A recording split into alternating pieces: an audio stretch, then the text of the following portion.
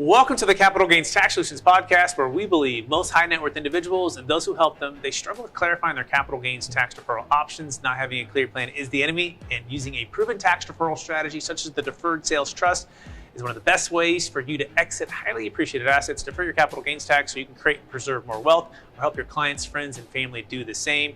I'm your host, Brett Swarts, and each episode I'm joined by some of the best real estate, financial, wealth, and business minds in the world, where they share their ideas and deal stories, so together we can make complex tax deferral strategies simple and passive income plans achievable. Hey, I'm excited about our next guest. He's out of the great state of California, and in fact, the Sacramento, Northern California region. He's been in the industry for over 20 years as a financial service professional. He's a financial advisor, and he's focused on helping you create and preserve more wealth on all things investments. And he's become a friend of mine, and he's here to share some of the secrets with us. Please welcome to the show with me, Joe Walters. Joe, how are you doing? Very good. Good to see you. Excellent. Yeah, absolutely. And for our listeners getting to know you for the first time, would you give us a little bit more about your story and your current focus? Yeah, I started in this industry at Morgan Stanley in 2001. In fact, I was supposed to be in the World Trade Center in October of 2001. And so obviously that changed everything for a lot of people. And it really taught me a ton about how fast things change. And so I kind of grew up in this industry as a young guy in difficult markets. So it was the dot-com bubble, September 11th, and been helping clients with wealth management. I'm a certified financial planner. I love dealing with complicated situations. I love partnering with experts that know good solutions. And so you and I have been talking about the Deferred Sales Trust and its effectiveness on dealing with capital gains. So those are the types of things I enjoy working with. I work with a lot of business owners that have highly appreciated assets, and so I'm always interested in these types of solutions. Excellent. Before we dive into some of those strategies and some of the ways that you help your clients, I'll take one other step back, Joe. I believe we've all been given certain gifts in this life, and we've given these gifts to be a blessing and help to others. So I want you to go back maybe to the younger days when you're maybe high school or even younger. What gifts do you believe you were given, and how does that help how you help and bless people today? Yeah, what I hear often is that I've been given a gift of teaching and educating, and I make complex things simple for people, and they really appreciate it. And I really love teaching, so I volunteer a lot. I love teaching youth and helping people. And so that's a gift that I think has been relevant in my life. And I actually never knew why I had that gift until really God showed me a number of ways I could use it. So it's been amazing. And I get to talk to clients every day and educate them on not just what's going on in the world, but the complexities of the markets. And so I would say education. Education, making complex simple, and teaching people. Love it. And I think it's so important in today's market because there's a lot of changes going on. Yeah. So let's start right there, which kind of the macro market of the stock market, inflation, kind of the overall economy. What would you say the number one secret is to keeping a level head in today's environment? Yeah, I would say going into a storm with a strategy, like knowing that there's going to be cycles, right? That you never know when it's going to really hit, but you want to have a strategy that prepares you for it. And the second thing is, again, on education, is really talking to clients about it, helping them understand, communicate with them with what's going on and how their assets are responding to it. And I'd say third is looking for opportunity. I would say the most attractive investment opportunities I've been able to help clients with have happened in environments like this, where people start really losing touch with value of assets. And they start selling things for prices that are just really unfathomable, and a great opportunity for investors. So I've been able to help clients with that, take advantage of those types of situations, and ultimately stay disciplined, stay level-headed, don't be emotional. And those are things and stay in touch with everybody. I think that's critical. Excellent. So I think part of that is knowing when to play defense, when to play offense. Yeah. So what's the number one secret to walking and working through folks with different risk tolerances, right? And different life stages about playing defense versus playing offense? Yeah, I would say, it's interesting. This is an industry that's highly regulated. So a lot of the conversations people have about risk is they try to find out where their risk tolerance is, and then they push their portfolio to that tolerance, which really doesn't make a ton of sense.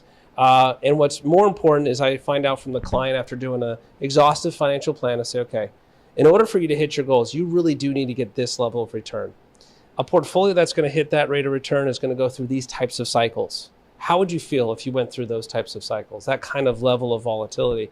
And then they explained to me, that sounds totally reasonable, or I'd be very uncomfortable. And I say, okay, well then we have to change your plan so that we can dial down that kind of variance, right? So once we kind of nail that down, then we want to talk to clients about opportunity. For me, I run a discretionary strategy, which means I'm in charge of the portfolio and I'm managing it on behalf of the client. So when I see an opportunity, I strike for all my clients, and then I report back to them in the quarterly meeting saying, here's what we were able to find. Here's why I like this investment. And they get on board with it and they're excited about it. So, and from that point on, we get to look back and see how it did. I think that's so wise, right? To set that foundation of where they're trying to go, right? Yeah. And then understanding that once you have that plan in place, then it's looking for those opportunities to strike, especially in today's environment. Let's talk about just the general, economy and inflation and what's changed and how that compares to the other .com cycle and then the 2008 crash. Talk about what you're seeing that's kind of different and what's sort of the same. Right. Well, this is a absolutely unique environment. First of all the previous cycles that we've been through in the last 20, 25 years, the government has responded with some type of stimulus or some type of easing of money to help with what was going on. Now the market is down because of the opposite. They're tightening.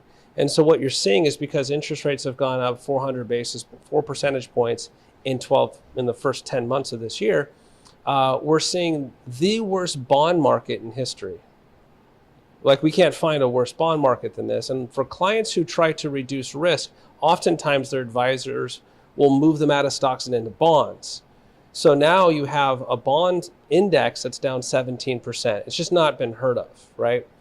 So what I did back in November is I got clients out of most of their bonds and I put them into some alternative investments that have a very low volatility structure, a history of making money every year, even if it's just a single base hit. And that was my way of trying to manage this storm that was coming. And so you really have to be tactical. What's different about this year is there's not many places to go for lower risk clients because the bonds are down so much. And I think a lot of clients are really trying to figure out, why is my portfolio down so much when I'm a conservative investor? So it's fascinating, right? Yeah. With the change and the kind of unprecedentedness of the history of the bonds being so down so low. Yep. So moving forward now, let's shift a little bit into a little bit of offense in the sense of preparing for exit planning, right? Yeah. We talked a little bit about the Deferred Sales Trust. Right. We're working on a live deal right now. Yeah. And it's for a client of yours who's selling a highly appreciated business/real estate asset. Yep. And let's talk a little bit about that without having name any names. Sure. Talk a little bit about like what he's trying to accomplish and maybe how the Deferred Sales Trust could be a great fit for him. Yeah, essentially with real estate, they had a buyer approach them and say they wanted to buy a certain dollar amount of these assets. And ultimately, we know that 38% or so of that is going to disappear once the transaction happens if there's no tax planning at all because of capital gains, state, federal, plus Medicare tax on all of that. So we were talking to the client about what the goals were. Now, this particular client is charitably inclined. This client is very tax sensitive, as they should be, with this level of a sale. And so we have developed a combination of strategies that will complement one another. And the Deferred Sales Trust is at the heart of that, which defers the tax gain on the sale. Other components will create tax deductions off the interest income that the trust creates. And then another component will create capital losses to really chip away over time the capital gain that's embedded that we're deferring. And so the cool thing about that is we use these three strategies over enough time period, we might be able to completely keep the government from taking all $3.8 million. Did I give the dollar away amount? My bad. But 38% would be able to stay in the pocket of the family and the heirs, and the income's higher, and even beneficiaries get more money and charities get more money. And so it's a win for everybody but the IRS. Yes, and at the same time too, though, he might not have sold the business if it wasn't for these tax, legal tax proven strategies.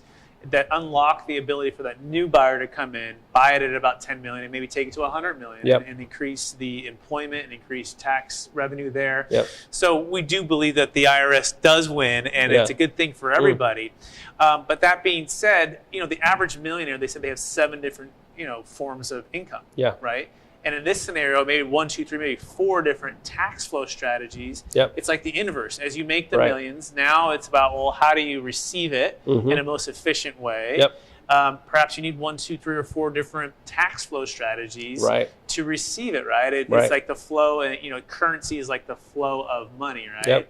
And this is like the tax flow of exit planning. And so if you want to learn more about that, by the way, you can go to capitalgainstaxsolutions.com and also connect with Joe Walters. And we actually absolutely love to geek out about all these different strategies, and to think of it like in a Rubik's Cube, where we move this cube around and we work together to solve the challenge, to try to get as congruent as you can with your CPA, with the tax team that we have in place. So you can go to capitalgainstaxsolutions.com or look up Joe Walters. But Joe, that being said, are you ready for the lightning round? Yeah, let's do it. All right. Knowing what you know now, if you can go back to your 25-year-old self, what's the one golden nugget you make sure to tell yourself to do? I would tell myself to exercise. I didn't learn that until I was about 35. And increase energy, increase production, increase your ability to think clearly, and it's just been a really important part of our lives. Excellent. Question number 2: what's the number 1 book you've gifted or given the most in the past year? You know what? I don't gift books. I have probably 20 books at home that I'm supposed to be reading. I read often, but my wife said to me recently, she goes, "Honey, I see a lot of books coming in, and you're not reading them all. So why do you keep buying these books?" So I'm kind of hoarding books. So unfortunately, I should be giving those away more. But yeah. Question number 3: what's the number 1 leadership quote or theme that you strive to live by? When it comes to leadership, I believe in teams. I believe in working well with one another. And I really, Tom Collins wrote that book, Good to Great. I just find that to be the most helpful for me in any organization, is to find the best people and make sure that you've put them in the right position for them to thrive and really enjoy their work. And so I think people who have the right skill set or in the right positions really have a lot of fun working. Excellent. Last question, Joe. After all the success you've had, and helping all the people you've helped, how do you stay centered in your values, and how do you stay encouraged to charge forward to reach new heights?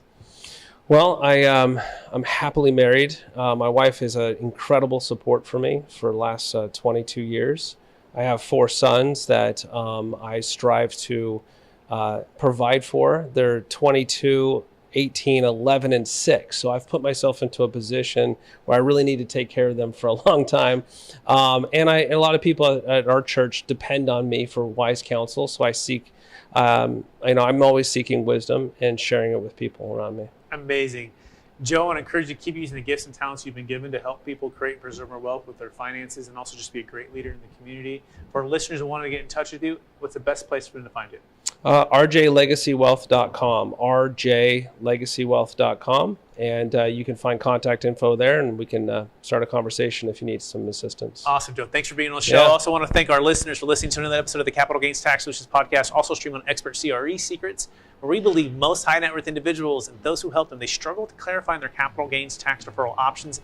Not having a clear plan is the enemy, and using a proven tax deferral strategy such as the Deferred Sales Trust and getting with a certified financial planner like Joe Walters, who's going to think outside the box, who's going to bring other strategies to the table too, so you can have a tax flow exit plan, not only on the exit, but also on the exit of the funds that are coming back to you, is so valuable that you've got to take action. You want to connect with Joe, connect with me, you can go to capitalgainstaxsolutions.com. You can also check out the new book that's coming out. It's called Building a Tax Deferral Exit Strategy. And it's kind of my journey on the Deferred Sales Trust and how it all came about. We have people like Kevin here from Shark Tank in the book, and others as well. So you can check that out on Amazon, coming to Amazon real soon, Building a Tax Deferred Exit Strategy. Hey, thanks so much for listening. Please rate, review, subscribe. Please share this so it can encourage today. And we'll talk to you again real soon.